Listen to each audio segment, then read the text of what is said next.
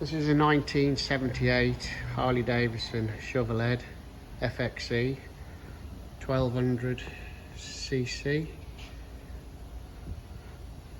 Bit of a project bike, it's got no battery. We've had it running. It splutters a bit, got bad fuel.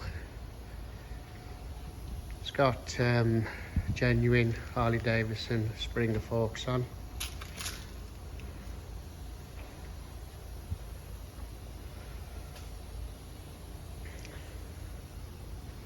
Right, we'll just get it started now. Might need a bit of easy start. Go for it.